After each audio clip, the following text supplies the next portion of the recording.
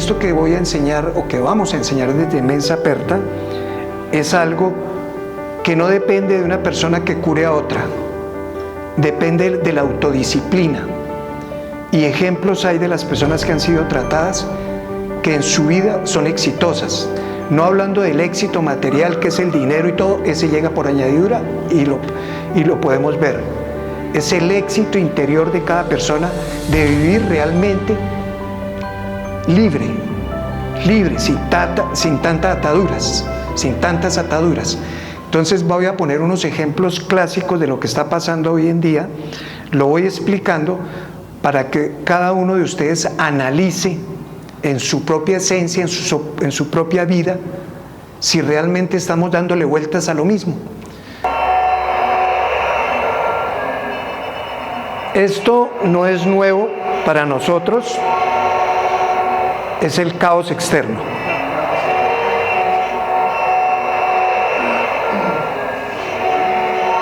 Imagínense hoy San Andresito de San José, a esta hora, el que logre pasar con un carro de la 24 para arriba, le doy un premio.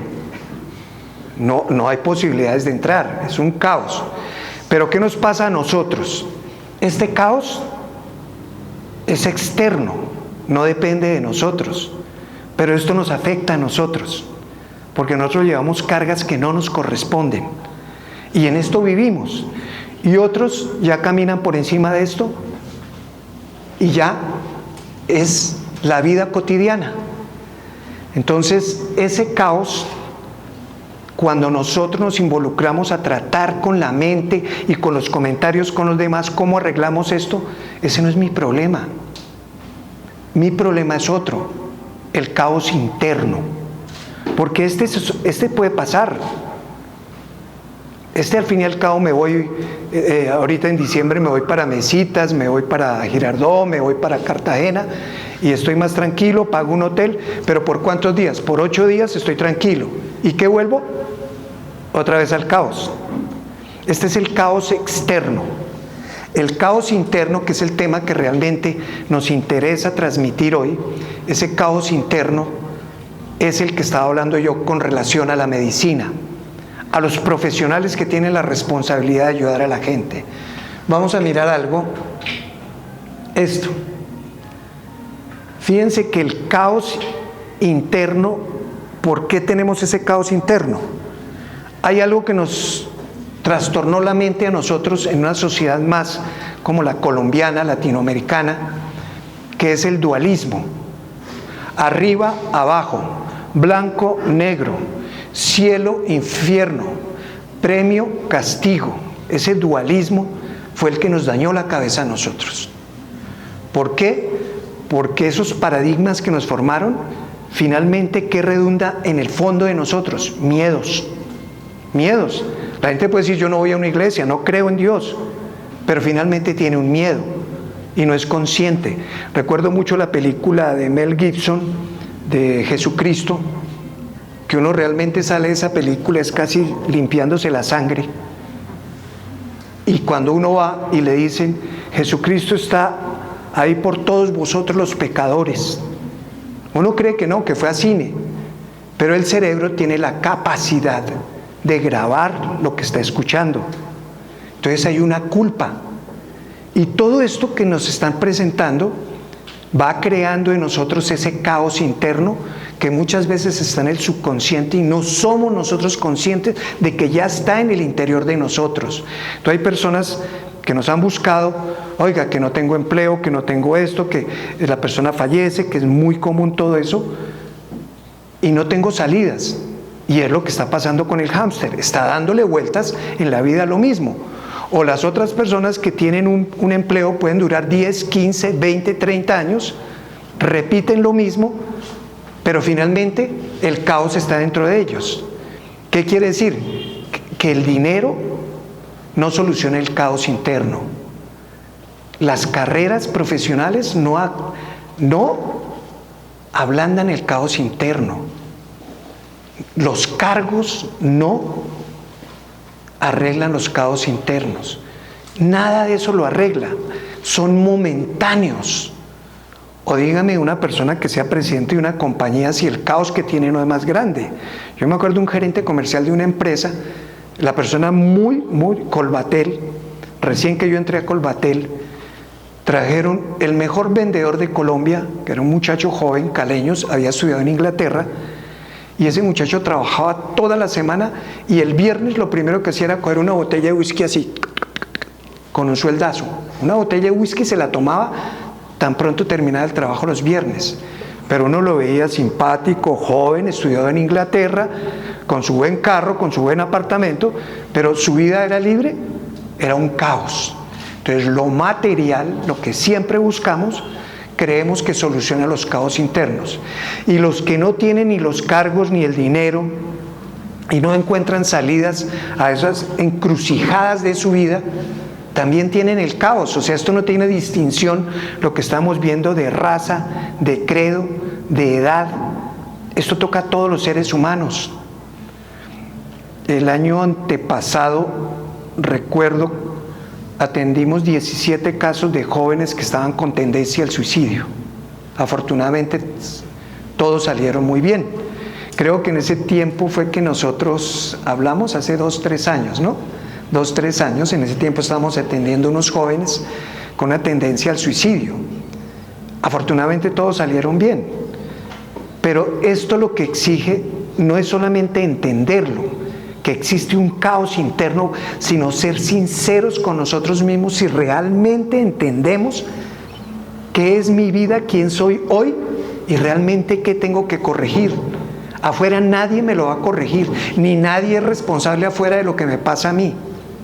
Yo tengo la capacidad de cambiar, pero eso requiere autodisciplina, amor propio. Y yo les digo, en 40 años no he encontrado más del 10% de las personas que he logrado atender grupalmente en diferentes instituciones. Ahora por eso con Mensa Aperta vamos a dar esta apertura. No hemos encontrado, del 100%, no hemos encontrado el 10% de personas que realmente se amen a sí mismos. Y de esas personas dicen amar a sus padres, amar a sus hijos, amar a sus hermanos, y yo sí parto de un principio: si yo no me amo, ¿qué voy a dar? Entonces, ¿qué es lo que doy muchas veces? Responsabilidad, miedos, lo que la sociedad me exige, que debo ser como padre, como hermano, como hijo. Pero realmente en mí existe amor. Entonces, si yo no tengo amor, ¿qué voy a dar? Recuerdo que Jesucristo, yo leo mucho a Jesucristo como un líder espiritual enorme, no trabajo religiones. Él dice: para dar de comer al hambriento, la alacena debe estar llena. Hay que empezar por valorar nuestra vida. Y valorar nuestra vida es ¿qué? Nuestro cuerpo es un templo sagrado. Yo trabajo mucha filosofía oriental y ahí confronté con la filosofía occidental y es muy real. El cuerpo nuestro es un templo sagrado. Yo recuerdo que una vez fui a la catedral, estaba muy pequeño y empecé a hablar duro y mis tías me decían: pasito, respete al Señor. O sea, el templo se respeta, ¿cierto? A donde yo acudo, sea católico, sea cristiano, sea musulmán, pero al sitio donde se va a orar y a pedir, que es lo que vamos a hablar ahorita, si realmente uno va a esos sitios es a pedir. Si uno vaya, es el respeto absoluto. Si está el sacerdote, si está el pastor, si está quien esté, y se habla suave. Entonces, ¿cómo nosotros, el templo sagrado que realmente nosotros tenemos es nuestro cuerpo? Es donde se deposita nuestro espíritu. O sea, si nosotros respetamos ese templo externo que nos han formado dentro de los paradigmas, nunca nos enseñaron a valorar y a respetar ese templo que es sagradísimo por encima de cualquier ladrillo, cemento, arena, hierro que se haya construido. El templo sagrado. Y Jesucristo dice que el reino de los cielos está en cada uno de vosotros. Y no hablo de religión, repito. Entonces, ¿qué quiere decir? Que siempre estamos buscando afuera y el tema ¿en dónde está? Está adentro. Entonces vamos a mirar lo siguiente. Fuera de ese caos que viene de recuerdos de la niñez, una formación dura, violaciones, maltratos, enfermedades, pobreza o lo que sea, esos son recuerdos que se anidan en la mente y eso crean unas memorias neuronales. Entonces, hoy en día, la persona que se pare aquí me dice, yo soy Antonio Gómez, tengo 50 años. Yo le preguntaría, ¿realmente quién es usted? Es el cúmulo de memorias neuronales desde la concepción, desde el vientre, como haya sido ese embarazo. Entonces, mi comportamiento es esa suma de memorias y eso es lo que es mi personalidad hoy. ¿Qué es lo bueno cuando yo explico que la ciencia y la parte espiritual se están acercando? Lo bueno de esto es que ya se está ratificando que la solución no está afuera, la solución está adentro. Entonces, fuera de lo que está pasando, de ese caos, de esos recuerdos, imagínense que nosotros tenemos un promedio de 70,000 pensamientos al día. 70,000 pensamientos al día. Y el 90% de esos pensamientos son los mismos de ayer, de antier, el 90%. Entonces volvemos que estamos, ¿qué? Girando en lo mismo. Entonces, pero yo, no me sale un trabajo, pero no me sale el negocio, pero mi separación, toda la vida se vuelve un caos sin darnos cuenta que la responsabilidad está en otros que estamos dándole vueltas a lo mismo. Esos recuerdos, el cerebro tiene una facultad enorme. Si yo traigo un recuerdo a la fecha, el cerebro no diferencia de que esté ocurriendo hoy o de que haya ocurrido. Entonces, en el momento en que yo traigo un recuerdo, y si es un recuerdo dramático, ¿qué le ocurre al cerebro? Lo toma como si estuviera ocurriendo hoy. Entonces, día tras día, ¿qué estamos haciendo muchas veces? El cerebro entendiendo que lo que es hoy, que está ocurriendo hoy. Y eso no es fácil, porque eso hace que el cerebro y el cuerpo se pongan en una postura que tiene afectaciones químicas y fisiológicas y más grave aún, energéticas. Entonces, la intención de eso, hoy en día, ¿con qué nos ayudamos? Ya hablamos de lo pasado, los recuerdos, o cuando digo, bueno, ahorita voy a comprar el extraordinario de Navidad, ¿no? Hay gente que se pone a hacer ya cuentas y crea una ilusión en su cabeza. Si yo me gano el extraordinario, pago esto, me compro esto y me voy para tal parte. Crea una ilusión en su mente, como si fuera una realidad. Y sale el número y no tiene nada parecido, ni el color del billete. ¿Qué pasa? Entra como en un estado de depresión. Entonces la gente dice, entonces ni allá ni acá. Exactamente, ni allá ni acá. Debemos vivir es el momento, el presente, y ya voy a explicar esa situación. Este video muestra algo, sobre todo las personas que han sido madres o hermanos y han tenido responsabilidades de otros seres de la familia. Esto hace que se alimente más lo que estoy hablando del pasado. Esa adicción al celular, a los noticieros, a todo lo que me llega de información externa, hace que eso que ya está complicado lo acabe más de complicar. Mire lo del celular. No digo que no se use, yo lo tengo ahí, pero el mínimo de horas que la persona utiliza el celular, así diga, no, es que yo no duro 4 horas, no, sume los minutos. Lo mínimo son 4 horas al día. ¿Qué representa eso? 60 días al año, el mínimo. ¿Y qué tipo? Eso es una cuestión energética. Entonces esa carga eléctrica, electromagnética, afecta también mi parte electromagnética. Ese es uno. Otro es la información que llega por redes, que es el momento más crítico que este momento está viviendo la humanidad. Fíjense que en Francia y en otros países ya a los niños les están prohibiendo no el celular, sino están bloqueando tener acceso a ciertas plataformas, porque se están dando cuenta del daño mental que está ocasionando. Normalmente las personas, antes de ir al baño, cuando se despiertan, antes de pararse, antes de ponerse unas pantuflas, lo que sea, lo primero que se hace es que mirar el celular. Lo más grave es que suene el pitico y enseguida uno dice un mensaje y no se está dando cuenta que está ocurriendo fisiológicamente al interior del cerebro. Está segregando dopamina. O sea, estoy desgastando la fuente natural de la dopamina cada vez que, ay, ¿quién será? Y empieza a cavilar la mente. Eso es que van a cobrar, eso es que me están notificando, eso es que no sé qué. Ni siquiera han leído el aviso, el mensaje, pero ya tienen 5 respuestas en la cabeza. Entonces, fíjense, la pregunta que yo hago no es que no, porque la tecnología evoluciona y tenemos que estar a la par, porque es una herramienta básica y valedera que nos alivia muchas cargas, pero es la forma el uso que le estamos dando a este tipo de tecnologías. Esa imagen que veíamos ahora, ya falta, si pudiéramos coger un grupo a esa hora, pasaría eso que acabamos de ver, todos, y no se ven. Eso está ocurriendo, esta imagen. Y fíjense que muchas veces puede ir uno en Transmilenio, donde vaya, y yo paso y miro, y todas las personas están pegadas al celular.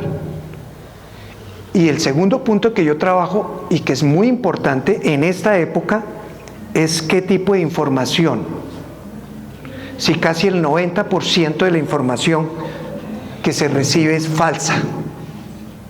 Por ejemplo, ¿qué está ocurriendo con la guerra mundial? ¿Cuánto hace que ya nos tienen en guerra mundial? Y Rusia, ahora China, Estados Unidos. ¿Qué pasa con una persona que empieza a leer eso? Entonces ya llega la tercera guerra mundial. Por ejemplo, a Amparo Grisales la han matado como 15 veces. Y aparece la cintica negra de la muerte de Amparo Grisales. Y yo la veo que sigue vivita y coleando, ¿no? Entonces, pongo 2 ejemplos nada más. ¿Cómo será el tipo de información, el resto de información, qué tan veraz y qué tan real es? Lo mismo que pasa con la inteligencia artificial. Claro, son herramientas valiosísimas, una evolución de la tecnología al servicio. Por eso contaba lo que dice uno de los ganadores del Premio Nobel de Física de este año, de hace un mes, que dice, sí, nosotros entregamos ese desarrollo a la ciencia, pero ¿qué uso se le da? Ahí está el problema. No solamente a nivel, entiendo que él nombra a IBM, que cogió toda la tecnología. ¿A qué precio va a vender un computador basado en mecánica cuántica, que procesa la información más de 1.000.000 de veces más rápido que el mejor computador que tiene hoy en día la NASA, ya aplicando tecnología que es mecánica cuántica? Los chinos ya en este momento van a entregar al mercado el primer computador basado en mecánica cuántica. Entonces, claro, toda esa información sirve, pero cuando el objetivo es dinero, que es lo que dice ese Premio Nobel de Física, se cambia todo. Nosotros debemos usar los desarrollos, es para el beneficio de nuestro desarrollo del ser. Esa es la razón básica de que Mensa Aperta, la fundación que hemos creado, poder capacitar a las personas en muchos temas, porque sacar los paradigmas de la mente que nos enseñaron, que la esencia de todo lo que nos enseñaron, el fondo, ¿cuál es? El miedo. O dígame si usted se portó mal, así usted diga no creo en la religión, y en el fondo sabe que va para el infierno, y que hay un Dios castigador que maltrata y tortura a sus hijos que se portan mal. Eso en el fondo crea en el subconsciente un caos, unos miedos. Uno cree que no, pero hay un caos. Y más cuando hemos tenido formación por familiares que han tenido eso. La misma religión en este momento está en una transición, la medicina, porque realmente el ser humano tiene que salir de estos estados. ¿Qué ocurre con la vida? Vamos a mirar esto. Este es un atleta. Y aquí voy a hablar de 2 temas. Para yo lograr éxito como atleta, no basta con que yo entrene 10, 12 horas diarias, porque hay una relación mente-cuerpo. Hay equipos de fútbol en Inglaterra que los hacen visualizar en la mente cómo van a jugar los partidos. Atletas, sobre todo pesistas, que tienen que llegar a levantar tanto peso que solamente los entrenadores ya lo hacen mentalmente y hacen comparativo. Las mejores universidades de Estados Unidos lo han hecho recientemente. El resultado del que entrenó 30 horas y el resultado del que estuvo 15 horas solamente mentalmente visualizando ese éxito. Y da más resultado el que no entrenó que el que manejó la mente. Entonces mire el potencial de la mente. Ese es un aspecto que quería mostrar. Ahora voy a mostrar otro aspecto frente a esto. La vida nuestra, que es muy importante, y aquí empieza el tema de fondo de lo que yo quiero abrir un espacio en sus mentes para que realmente entiendan que hay cosas que hay que cambiar. La vida es esto, una carrera con obstáculos. Todos. Yo me aterro de miles de personas que he atendido en los años y uno queda aterrado que cada persona tiene su propia carga. O sea, ¿qué es la vida? Esto. Pero ¿para qué me tengo que entrenar? Para saltar estos obstáculos, porque nadie me los va a quitar. ¿Qué hace un padre o una madre sobreprotectora?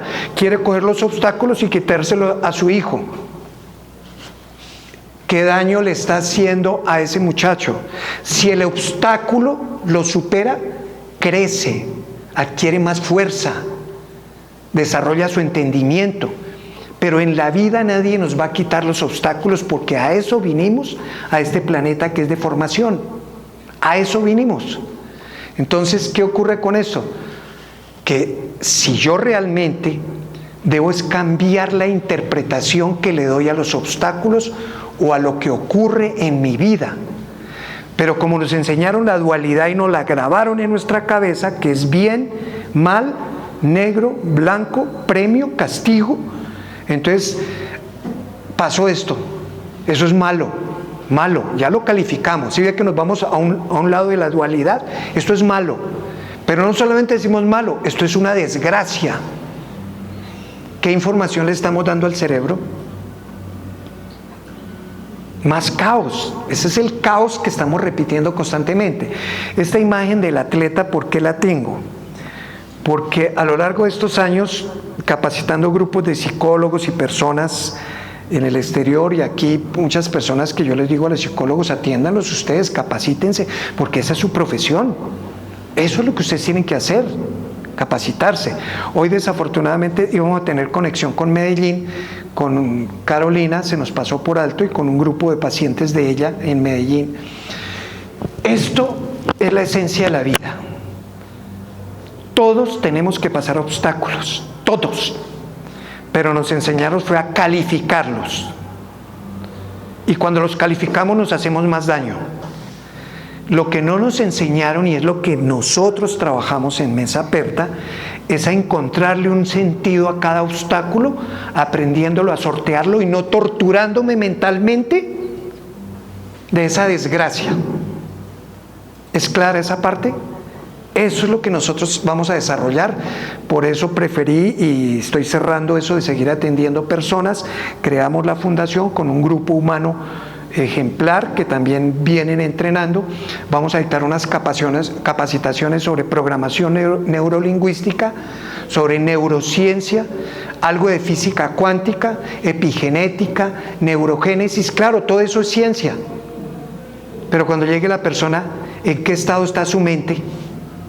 Cuando yo digo, este señor Antonio Rodríguez que está aquí tiene 52 años, ¿quién es? Es un mar de caos. Entonces, ¿cómo empezamos a encontrar de dónde se origina el caos?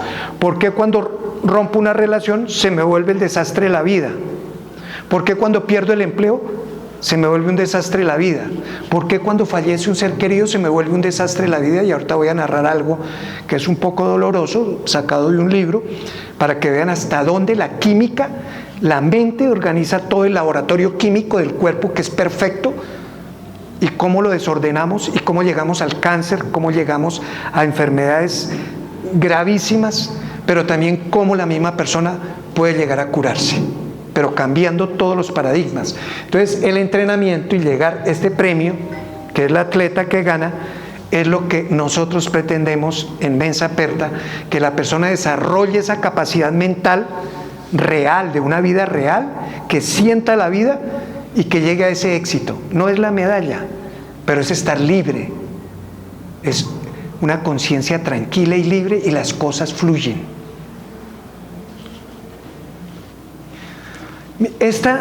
Aquí es donde voy a parar un rato, que quiero comentar algo. ¿Recuerdan el famoso XY, no? Que nosotros entregábamos cifras en X y Y y sacábamos la gráfica. Pues en estos estados que he hablado, que nosotros nos han formado y nos hemos dejado formar, esta es nuestra vida. Mire, por ejemplo, ahorita ya llega 24 de diciembre, ¿cierto? Entonces, ¿cómo es mi emoción? Navidad, altísima. Siga.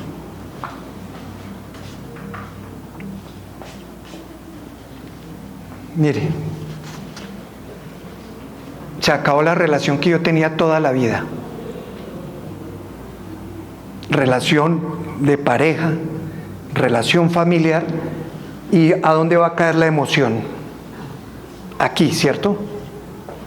Pongo unos ejemplos, pero es la cotidianidad de la vida, de lo que nos pasa. Otra. El éxito en la empresa. Me ascendieron. Arriba mi emotividad. Son emotividades momentáneas. ¿Qué es lo triste de esto? Que estas que están abajo, esas no son tan momentáneas. Esas se guardan en el subconsciente como fracasos personales de la vida. Sigamos.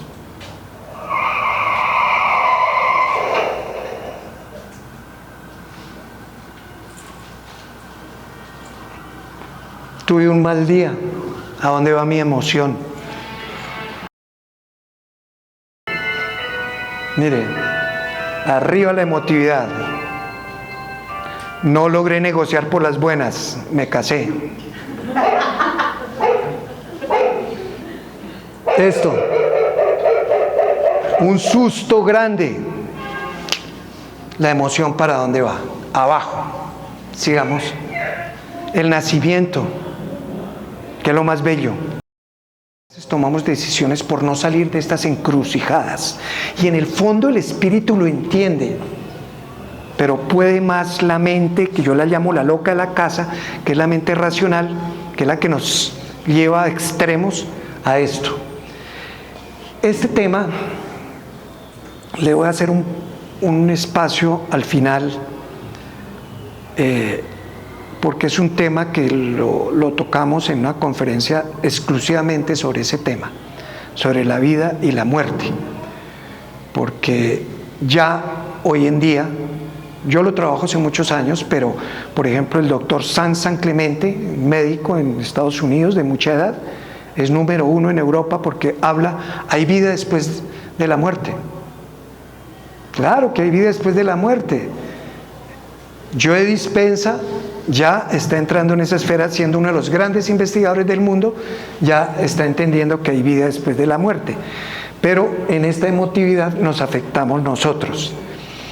¿Qué ocurre aquí? ¿Qué es lo que quería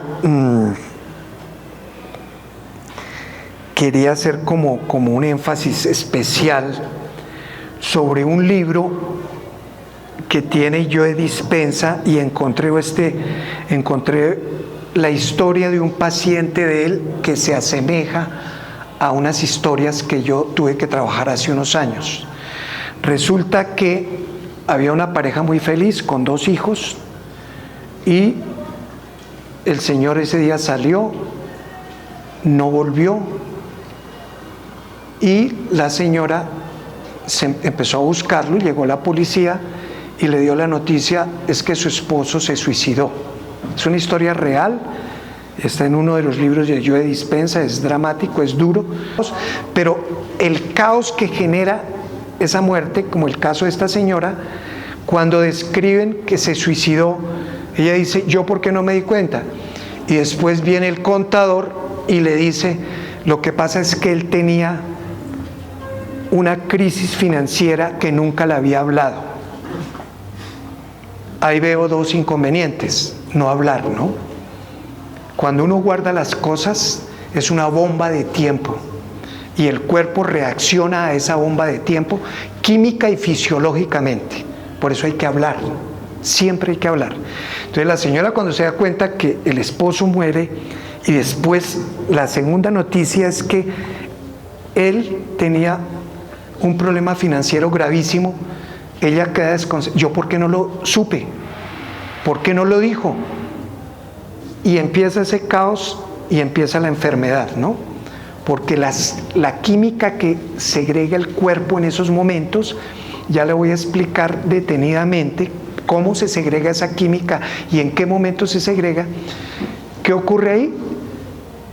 Que la señora al principio dice, ¿y ahora qué hago económicamente? Fuera del dolor, de la muerte, del apego, empieza la parte financiera, con mis hijos.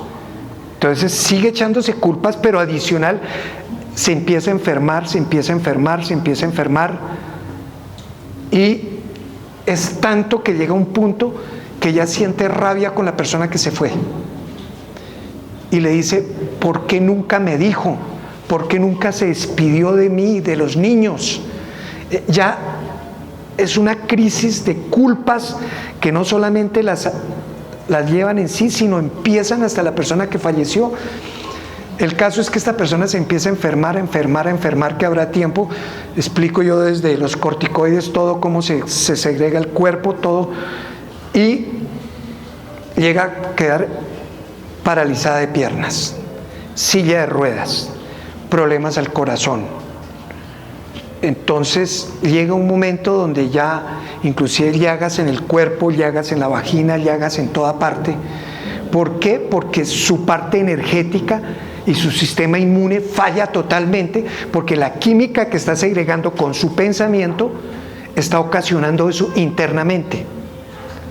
Por eso las personas que siempre acuden a nosotros y que yo he tenido que atender a lo largo de los años, yo lo primero que empiezo a analizar es en dónde se originó el problema, no cuál es la adicción o cuál es la enfermedad, en dónde se originó, que es lo que yo hablaba de la medicina, de los terapeutas, que escribí un artículo hace unos años sobre los terapeutas y lo mandé a unos psicólogos y principalmente a mi sobrina, que digo, el terapeuta tiene que estar limpio para no contaminar el paciente. Entonces, ¿quién es el primero que tiene que tratarse? El terapeuta. ¿Qué hacían los indígenas? El chamán, ¿qué es lo que hace? En el río, cuando van a hacer las limpiezas, al primero que limpian es al chamán, al que va a hacer el tratamiento. Y el problema en la psicología, muchas veces un gran porcentaje de personas que estudian psicología lo hacen por un miedo y creen encontrar soluciones ahí. Y lo más grave de creer encontrar soluciones ahí, cuando se llenan de conceptos en su cabeza, creen tener la solución de la vida. Por eso cuando yo capacitaba a psicólogos, sobre todo el grupo de Postobón, me costaba mucho trabajo porque sacar los conceptos de la cabeza, porque creen que con esos conceptos está la solución de la vida, y no está. Y se lo creen ellos. Y eso es lo que me ha costado mucho con los psicólogos en ese tema. Gracias.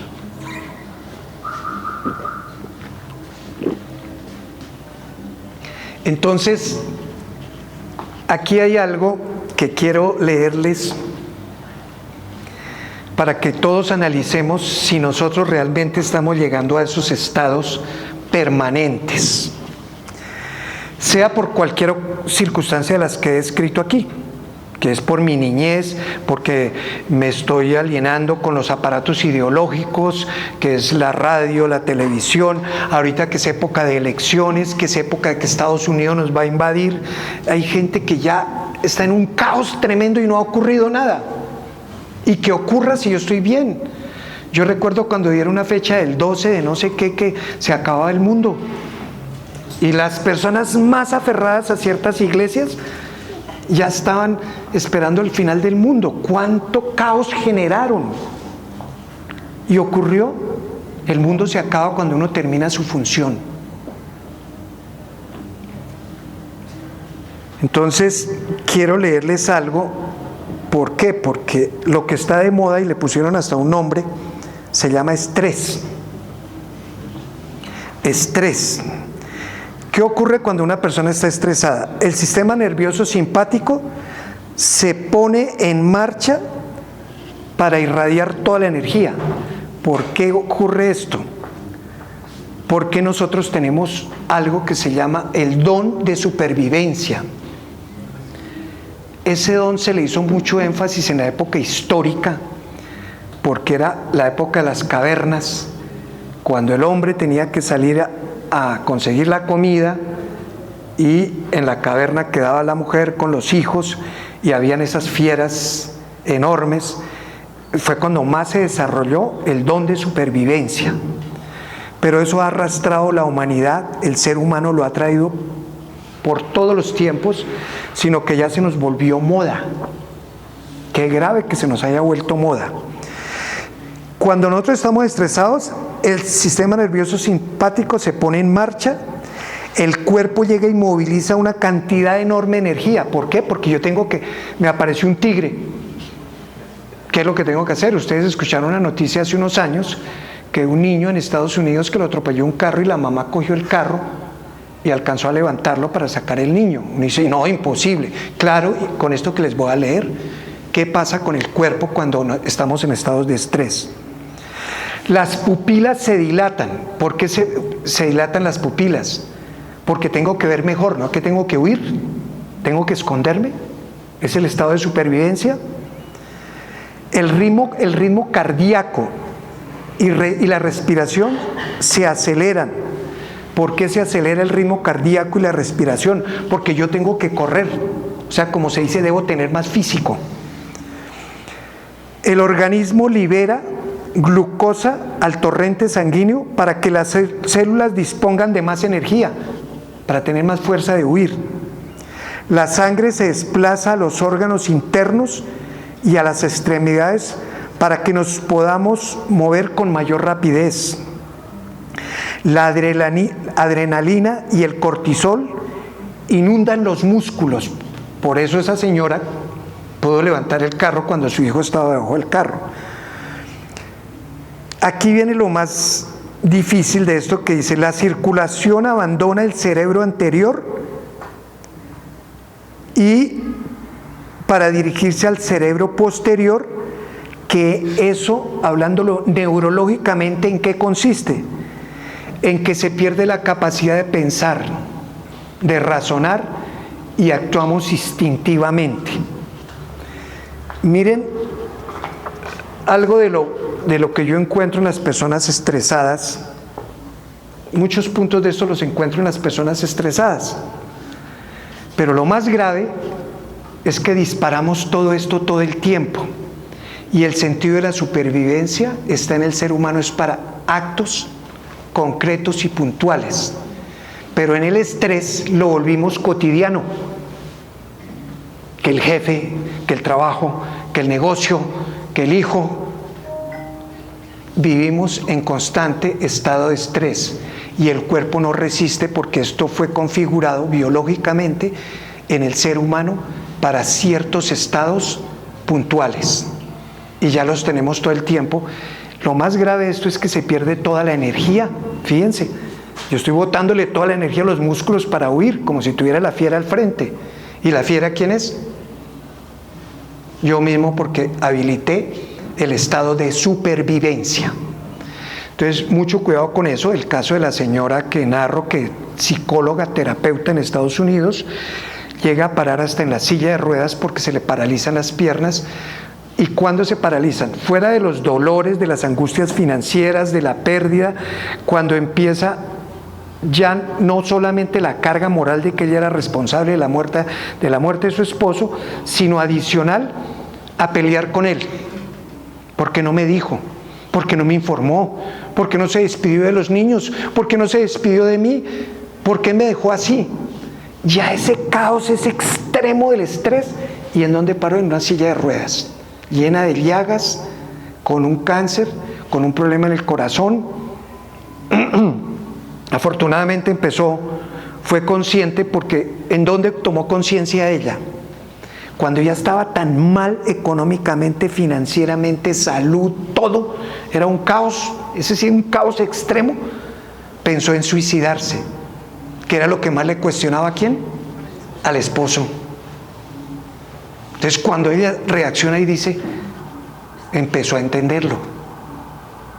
Y ya fue a unos seminarios de Joe Dispenza y empezó a trabajar.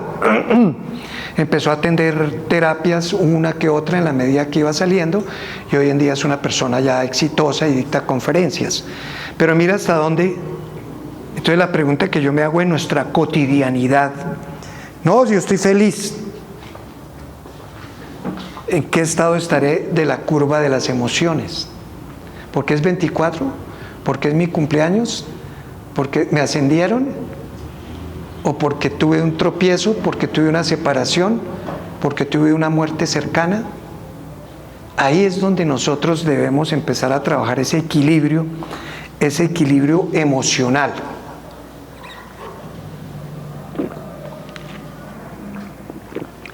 Sigamos. Y aquí viene algo muy importante, que esto lo puedo decir con seguridad en más de 200, 300 personas. El cuerpo enferma cuando el alma necesita hablar o evolucionar. Cuando yo les decía al principio que el templo sagrado que existe es nuestro cuerpo. Y mire todo lo que hacemos, de todo lo que hemos hablado hasta ahora, ¿qué hacemos con nuestro cuerpo? Porque nuestro cerebro es parte de nuestro cuerpo. Entonces, aquí viene algo muy importante, que eso sí lo puedo decir por experiencia y lo puedo documentar de todas las personas que hemos podido trabajar a lo largo de tantos años. Cuando llega la persona enferma, con la historia que les acabo de contar, uno empieza a buscar el origen, porque el cuerpo es el mejor aliado del alma, del espíritu. Y el alma, cuando está que no aguanta, se manifiesta.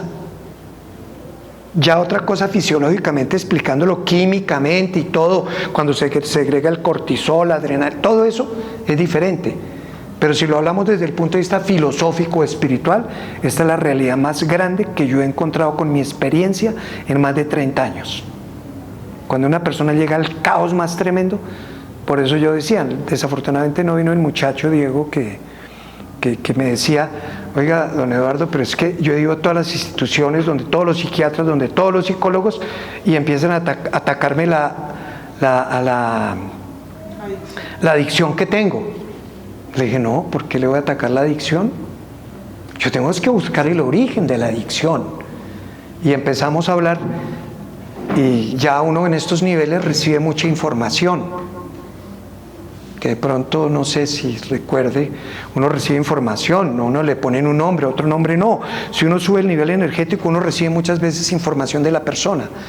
Entonces, a este muchacho de niño, el papá le golpeaba y le decía, burro, usted no hable, cállese, usted no sirve para nada. ¿Qué han ido desde niño? En el colegio, él tomó una decisión, fue callar. Y el bullying, que es lo que no enseñamos a los seres que tenemos a cargo, de respetar a los otros porque no sabemos los problemas que tengan los otros, el bullying que le hacían los niños acrecentó el problema de él.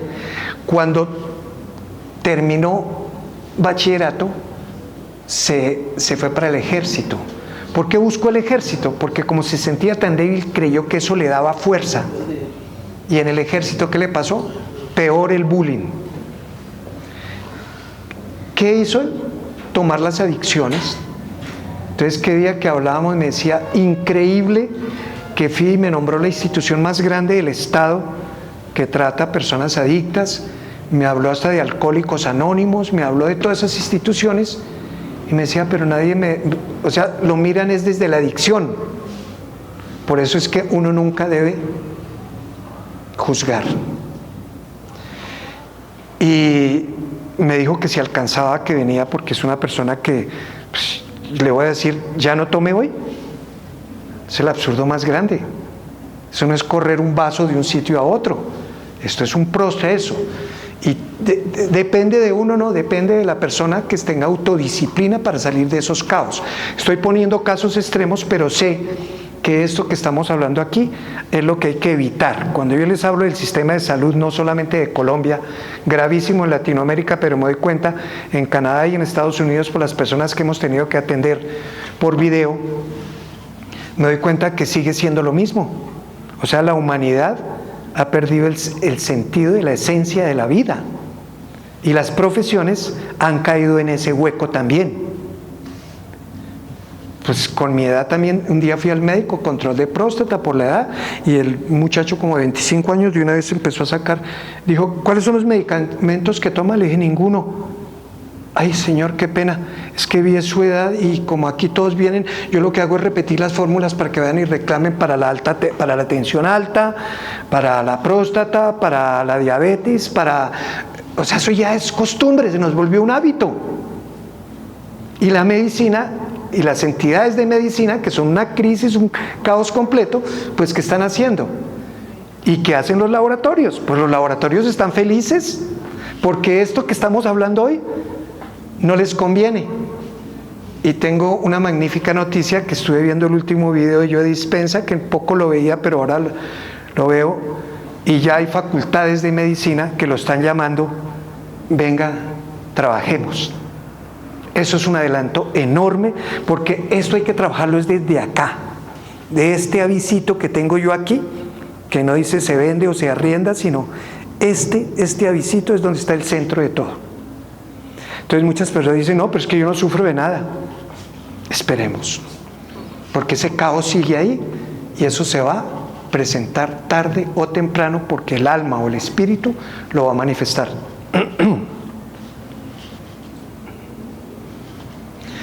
Aquí viene otro tema que ya la física y la ciencia ha tenido que entender y aceptar, y ya lo está obviamente comunicando. Hay mucha basura en redes. Yo sí les aconsejo en estos temas, tienen que conocer, escuchar personas que conozcan realmente estos temas, porque hay mucha basura. Yo a veces miro y digo, ¿qué es esto? No, yo hago así, ya, me gané un carro, ya hago...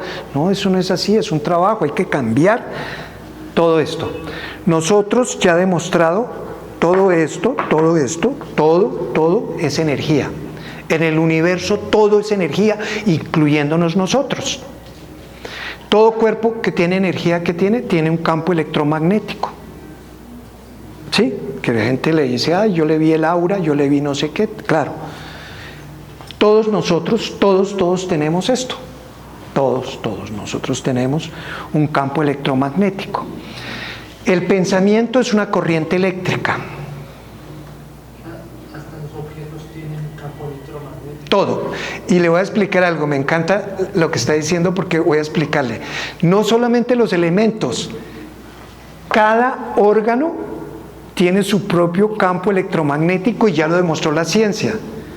Imagínense que nosotros decíamos que el cerebro es todo, y que el campo electromagnético del cerebro es todo. Pues resulta que no. El corazón puede llegar a tener 500 veces más grande el campo electromagnético que el mismo cerebro.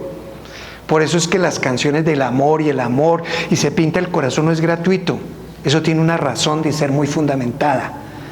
Lo que se está trabajando ahora es hacer una conexión entre el corazón y el cerebro en el campo electromagnético, porque si yo me voy al extremo de la razón, naufrago con todo lo que hemos hablado hoy. Entonces yo soy el mejor científico, yo soy el mejor matemático, y soy un caos en mi vida interna. Pero el corazón, con ese campo electromagnético tan grande, es el que da la esencia del amor, sino que lo hemos menospreciado. Por ejemplo, el hígado, ¿sí los han visto?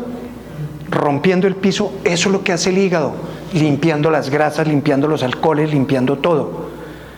Pero cada órgano no solamente tiene su función, sino tiene su propio campo electromagnético. Todo tiene su campo. Cuando le hablan a una planta, ¿qué pasa? Cuando yo le hablo a mis células, entonces si yo me comunico con esos campos electromagnéticos, Ahí es donde viene la autosanación. Pero tengo que desarrollar todo esto que hemos hablado, que sea parte de mí, ya sea real. No en teoría, sino que esté en mí, que yo lo sienta. La vibración, obviamente, ¿qué tiene esto? Energía que tiene vibración. Vibración. Entonces, como el pensamiento es una corriente eléctrica, si yo estoy pensando, no, es que verdad, si yo no me hubiera separado, o si tal cosa, o si no hubiera hecho ese negocio, ¡tras! El cerebro lo toma como si estuviera ocurriendo ahora, ¿no? Entonces, fuera de que se afecta mi química, mi energía y todo, ¡pum! Afecto mi campo electromagnético. Por eso el Reiki, muchas personas que no es que curen, nadie cura. Mire lo que Jesucristo decía: tu fe te ha sanado. Él nunca dijo yo te sané. Uno mismo se sana, por eso la autosanación está en boga hoy en día. Pero uno tiene que entender este tema para mirar en dónde está fraccionado el campo electromagnético mío, para que tenga una armonía constante. Entonces lo que uno hace es apoya para regular el campo electromagnético. ¿Y quién se cura? Uno mismo. La persona no se sabe dar, porque a veces damos pero no sabemos recibir, que es la constante. Nosotros creemos que sabemos recibir y no sabemos recibir.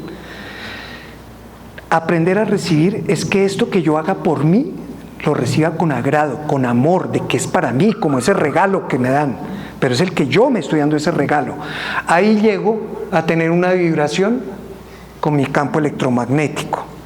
Entonces, en esto, muy frecuentemente, ¿qué es lo que ocurre? Que la medicina ya está empezando a abrir ese espacio. Entonces, cuando una persona me dice, mire que yo necesito trabajar este tema y este tema, le digo, si usted no trabaja esto, que hay hasta 15 métodos de respiración, mire qué hace un monje budista, un monje en el Tíbet, y miren los videos, sube hasta 6.000 metros de altura con su túnica, y al lado van los montañistas con caretas de oxígeno, con chaquetas, y ellos con su túnica suben tranquilos. ¿Qué tienen controlado ellos? Su campo electromagnético. Entonces el frío los está afectando, dominan su campo electromagnético, y la enfermedad y la autosanación parte de esto. Entonces los principios básicos para que una persona empiece a cambiar todo ese paradigma tan fuerte es: si yo no empiezo a atender, darme a mí unos 2 o 3 métodos de respiración, y voy a hablar del primero. ¿Por qué la respiración? Porque resulta que nosotros tenemos promedio por minuto, segregamos 11 billones de bits por minuto, no, por segundo, el cerebro, 11 billones de bits. ¿Saben cuántos tenemos conciencia de eso? De 40.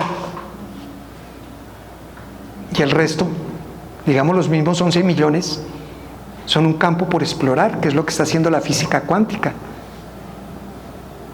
Eso es la capacidad tan enorme que tenemos, que nosotros mismos lo descuidamos. Entonces, cuando yo enseño o enseñamos en Mens Aperta 2 o 3 métodos de respiración, depende del paciente, y la persona tiene que ser consciente de que está recibiendo eso.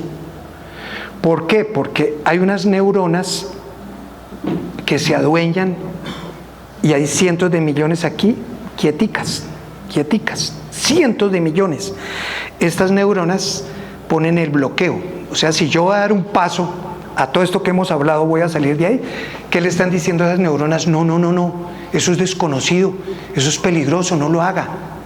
Monopolizan, y ahí es donde se convierte la adicción al dolor. Y lo que más encontramos gente hoy en día es adicta al dolor, adicta a ser víctima, adicta al sufrimiento, porque van y quieren que se les ayude, pero en el fondo van es como por la pastillita para el dolor, y resulta que esto no es la farmacia para sacar una pastillita del dolor. Este es el sitio donde se le busca la raíz para orientarlo, para que la persona tenga la capacidad de sacar ese problema. Entonces eso cuesta mucho, es mejor seguir en ese estado como el hámster, ahí, que se cae de la ruleta y vuelve y salta y vuelve y se mete, pero no me sale empleo, pero no tengo novia, pero no tengo no sé qué, pero mi vida es un fracaso, pero es que mis hijos no me quieren. Quejas todas, ¿por qué? Porque ya somos adictos al dolor, somos adictos a ser víctimas, y hay una composición química en la comunicación de las neuronas que genera esa adicción, que es más grave que la misma cocaína, que el mismo alcohol. Entonces nosotros tenemos que pellizcarnos y decirnos, ¿realmente yo tengo una adicción? Porque una persona cuando tiene un problema de adicción, ¿qué es lo primero que tiene que hacer? Reconocer. Si la persona no reconoce que está enferma, no hay tratamiento que valga. Entonces lo primero que nosotros tenemos que hacer es reconocer, realmente yo no salgo adelante, ¿es por qué? Porque tengo una adicción y esa adicción debo tratarla. La respiración es el punto clave, ¿por qué? Cuando yo digo este ejercicio de respiración y este en la mañana, este en la tarde, esas neuronas que están manipulando, que son las de la adicción, bloquean todo esto. Eso es neurociencia, lo explico así fácil, pero eso tiene un contenido mucho más científico y más profundo. Todos estos cientos de millones de neuronas están ahí quietas, que yo siempre pongo el ejemplo, es cuando, igual que cuando yo voy al banco y digo, señorita, yo tenía una cuenta aquí, y sí, deme su número de cédula, la persona, y consultan, dice, sí, usted tenía una cuenta aquí, pero está inactiva. ¿Y qué debo hacer para activarla? Consigne 50.000 pesos y queda activa. ¿No ha pasado? Eso pasa. Con las neuronas y el cerebro pasa lo mismo. Estas que no nos dejan, tenemos cientos de millones aquí que están inactivas. Cuando empieza la respiración consciente, no consciente, dirigida, que uno enseña esa parte, empieza uno a despertar esas neuronas y empieza a ver nuevas posibilidades de vida, porque hay nuevas neuronas trabajando. La meditación es todavía mucho más amplia que la misma respiración, pero si no paso yo por el proceso de respiración, no puedo llegar al de meditación. Y la visualización es como decirles a ustedes en este momento, no piensen en una manzana verde. ¿Qué hicieron? Eso es lo que hacemos. No piensen en una manzana verde, inmediatamente pensamos en la manzana verde. Eso está pasando con nuestro cerebro todo el tiempo. Estamos haciendo lo contrario de lo que debemos hacer con el cerebro. Y la visualización consiste en eso. Si yo en este momento cogiera un limón, se me olvidó traer ese video donde la persona exprime el limón y suena, y después lo pasa, ¿qué hacemos nosotros? Alcanzamos a segregar saliva. Porque nos contagiamos de esa parte. ¿Eso qué es? Una visualización que no es conveniente. Pero hay visualizaciones que son convenientes. Por ejemplo, hay una visualización que es muy práctica, que es mostrar un monje budista allá en el Tíbet, por encima de las montañas, las nubes están por abajo, haciendo meditación, y uno visualizarse con la música, porque toda la información entra por los órganos de los sentidos. Entonces, ¿qué quiere decir? Si ese video tiene música, entonces, ¿qué estoy activando? El oído. ¿Qué estoy activando al ver el video? La vista. Si yo tengo un incienso, estoy activando el olfato. Me tomo un agua de manzanilla, que estoy activando, y esa información es la que entra a los órganos de los sentidos. Yo he tratado a muchas personas en ese sentido de engañar al cerebro. Como yo tengo son las memorias de lo feo, de lo pasado, de lo oscuro, y son las que vienen día por día y me machacan y me ponen en ese estado de caos. Cuando la persona logra al principio dirigida, después lo hace sola, de hacer esa visualización de que esa persona estuvo allá en esa meditación, que se ve allá, el cerebro crea una memoria como si hubiera sido real. Entonces, ¿yo qué estoy haciendo? Le estoy cambiando el orden jerárquico eso se llama neuroplasticidad. Neuroplasticidad. Le estoy desplazando esos grupos de neuronas que son las que nos traen todos esos problemas y estoy colocando unas que son más satisfactorias, y eso me da un equilibrio emocional. Entonces, en la visualización como la meditación son temas que yo les digo, no volvamos a hablar. ¿Por qué no volvemos a hablar? Porque es como sembrar en una tierra que estéril. Si no se están haciendo estos 3 ejercicios, entonces ¿yo qué estoy haciendo? Sembrando semillas en una tierra estéril. Pero si nada más está trabajando la respiración, ya puede empezar uno a trabajar un tema concreto, porque hay unas neuronas que están activas. Estamos activando, y esas que nos tienen allá con la adicción, que es la más grave que yo encuentro en el ser humano, de tantos años de experiencia, lo que más he encontrado es una adicción al dolor. Pero lo más grave todavía es no reconocer que soy adicto al dolor. Eso es lo más difícil. Por eso yo digo, un adicto cuando dice, sí, yo reconozco que estoy enfermo, dio el primer paso.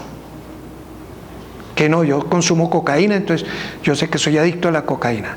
Ese primer paso que da es clave para continuar con el tratamiento.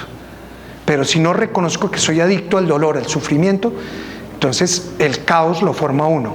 Nada, hay una parte de un libro que estoy escribiendo y paré unos meses, que son dos cosas muy puntuales que les quiero traer a colación. Una tiene que ver con nadie le hace daño a nadie.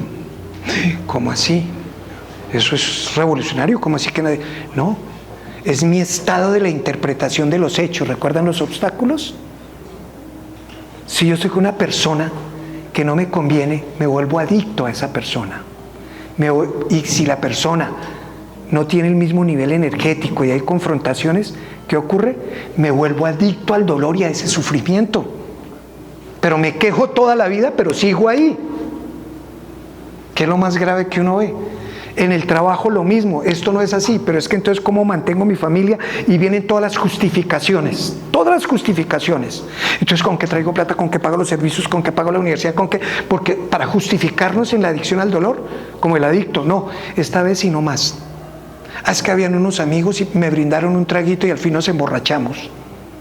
¿Le cogieron un revólver y le pusieron a tomar trago? No, lo hizo por su propia voluntad, por la adicción al alcohol. Eso nos ocurre a nosotros también. Entonces, esa parte que nadie le hace daño a nadie, quiero que quede en la reflexión de ustedes. He escrito mucho sobre eso y traigo a colación algo que una vez un ser muy espiritual le dijo a mi hijo.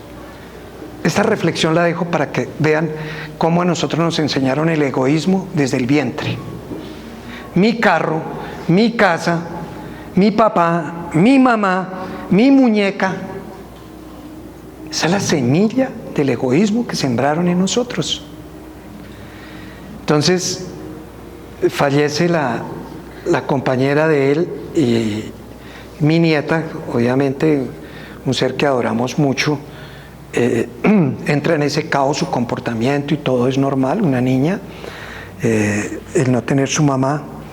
Y mi hijo, pues obviamente todos tendemos a hacer eso, ser un poco sobreprotectores. Hablo de él porque es formativo. Y él saca una consulta y habla con un gran espíritu de luz y le dice esta frase que la tengo como un título de un capítulo del libro que estoy escribiendo. El día que mires a otros niños con los ojos que miras a tu hija, tendrás el amor del Padre en ti. O sea, de Dios. Eso es una reflexión muy profunda. ¿Realmente somos hasta egoístas? O si no es mi hijo, no quiero. ¿Cuántas personas en el trabajo no han tenido déficit de atención o problemas neuronales y lo juzgamos y le seguimos haciendo bullying? Es que es cansón, es que ese es jodón, es que ese no sé. Esos son términos que utilizamos en la universidad. ¿Cómo nos hacemos daño y no aprendemos a leer el cerebro del otro?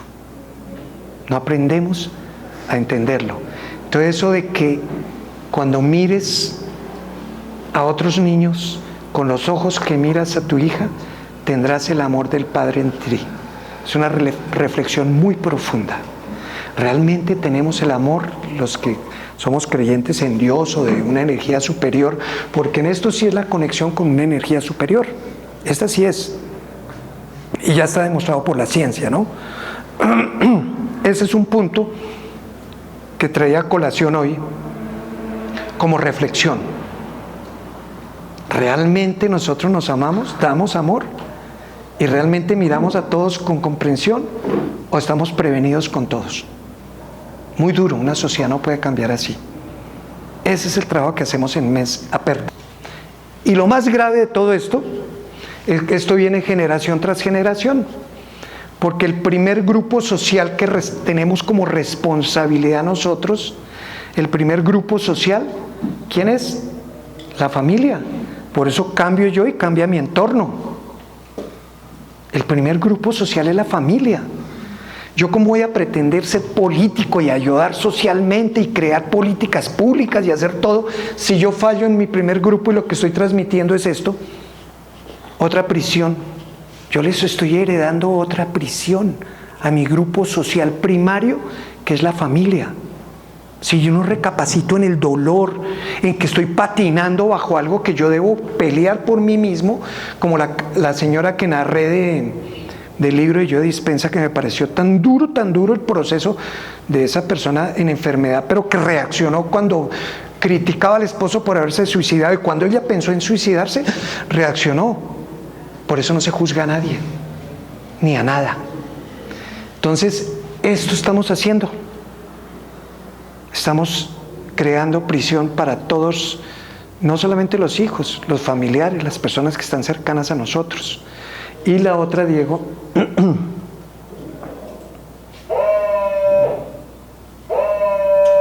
esto lo puse aquí para hacer otra vez énfasis, cuánto nos estamos alimentando el cerebro para todo lo que hemos hablado. Serviría hacer todo eso de respiración, de meditación, de seguir todo un proceso, de ir a Mens Aperta, hacer un poco de trabajos. Si yo sigo en este estado, tengo que empezar a cambiar mis hábitos. Mire, aparatos ideológicos todo el tiempo. Y todos tienen un fin en el fondo, político, económico. Todos tienen un fin político y económico. Nadie lo sabe, pero con una sola palabra que digan, que yo que soy experto en programación neurolingüística, dan la noticia, tal y tal persona hizo esto, y ¡pum! Botan una palabra que es la que saben que nos está afectando aquí. Uy, claro, se desgració, uy, es que no sé qué, es que sí, claro, pero es que no sé qué. Y ahorita que estamos en época preelectoral, esto sí que se está volviendo importante, y las redes, para hacer más caos en nuestro cerebro. Por eso los invito, que ahorita llega una época muy dura para nosotros en el sentido de información que llega al cerebro. Tenemos que empezar a saberla bloquear. Y lo otro, empezar a cambiar hábitos. Esta es la más grave. Estamos hablando del celular, estamos hablando de los noticieros, estamos hablando de los periódicos, pero esta es la más grave. Nosotros, Gilberto, como abogados, hay un señor que le digo, yo nunca le manejaría un proceso a usted, porque siempre dice, es que me dijeron que es mejor hacerlo así.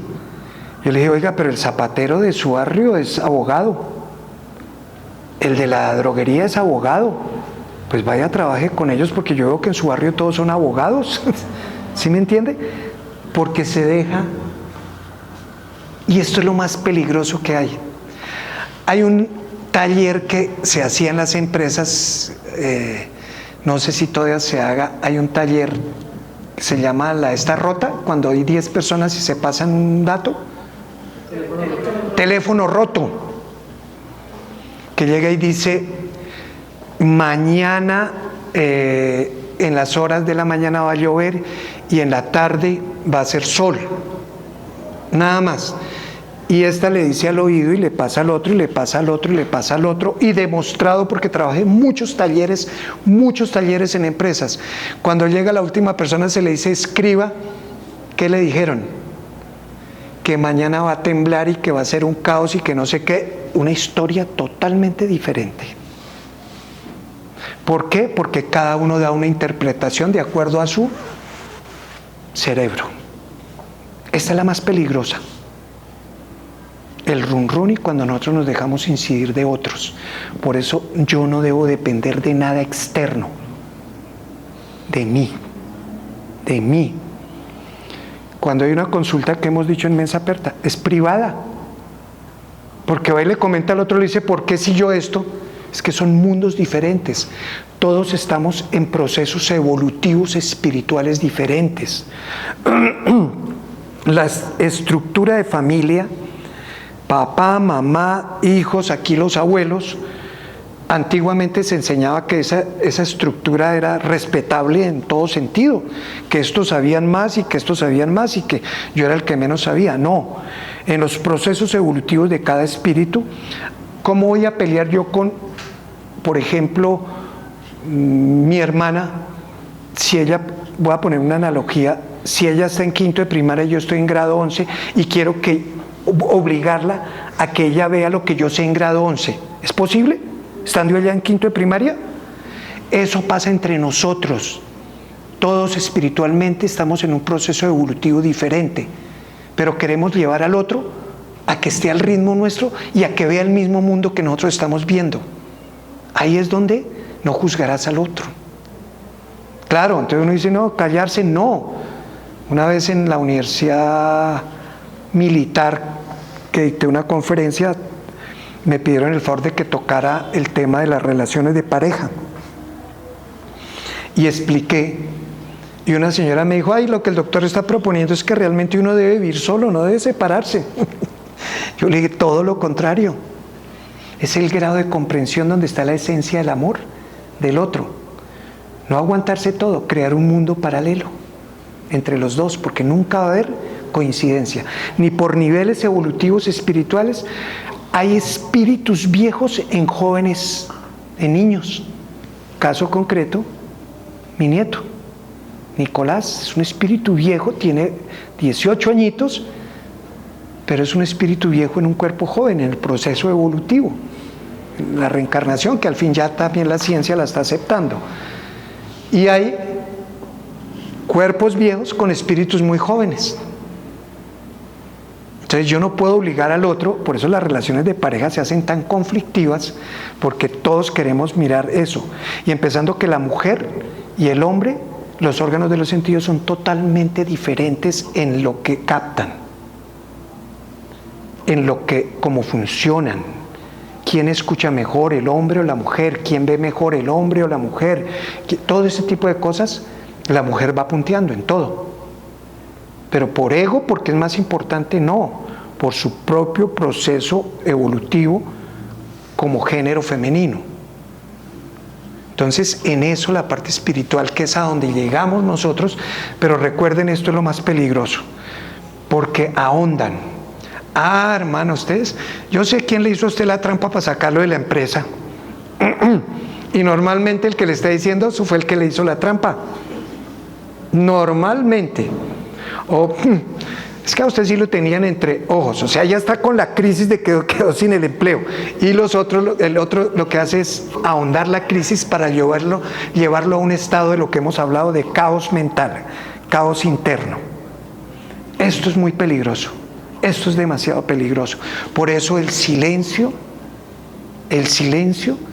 ¿qué hacía Jesucristo cada vez que le decía a los apóstoles? Que les recomiendo una serie que se llama Los Elegidos, una serie Netflix, Los Elegidos, donde muestran un Jesucristo y unos apóstoles totalmente humanos, pasando todos estos procesos que hemos hablado hoy.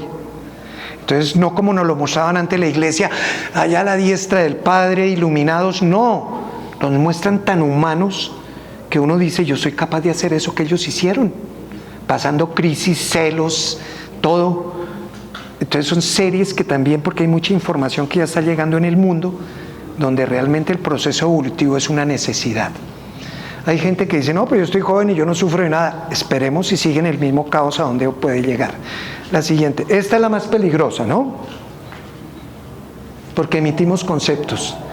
Esto es lo que les decía, que ya afortunadamente muchas áreas de la medicina ya saben que tienen que empezar por la respiración, la meditación.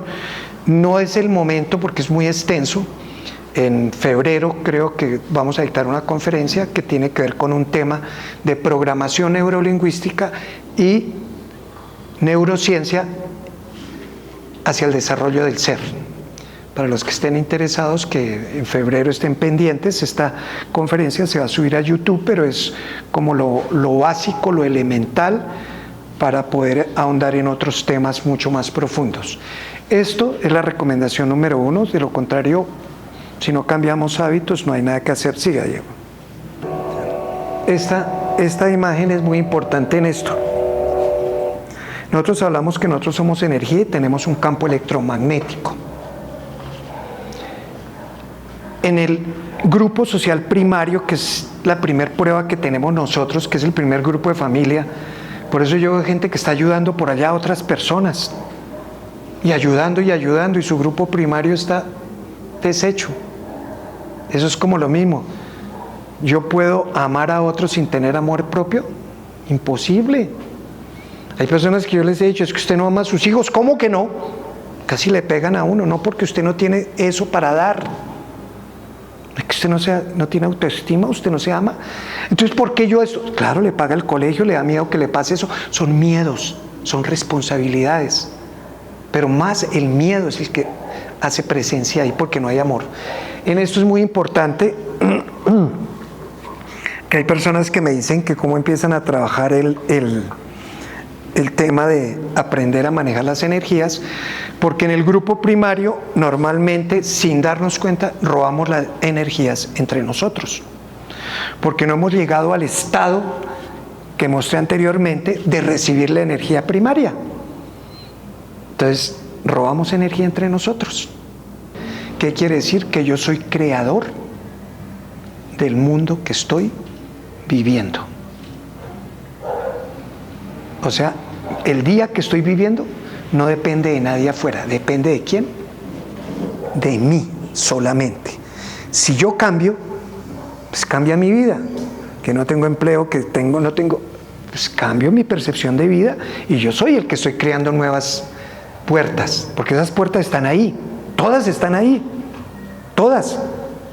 Pero no he desarrollado la capacidad de abrir las puertas. Todo lo contrario, como en la prisión que estaba mostrando, me dan las llaves y las boto y fuera de eso le meto más cemento a los barrotes. Y fuera de eso traigo mi entorno familiar, mi grupo social primario y lo meto en la misma prisión. Entonces eso quería hoy comentar. Hay muchos temas, pero quise hacer como un abrebocas, porque esto es muy profundo. Por ejemplo, en el campo electromagnético, perdón, es que me llegan cosas que no puedo dejar por fuera. Nosotros, cuando oramos, cuando pedimos algo, lo pedimos basados ¿en qué? En la carencia. En la carencia. Señor, cúrame, Señor, sálvame, Señor, consígueme el empleo. ¿Desde dónde estamos pidiendo? ¿Desde qué nivel energético? Desde la carencia. Nunca nos enseñaron a agradecer antes que todo y las cosas llegan, pero haciendo todo este proceso.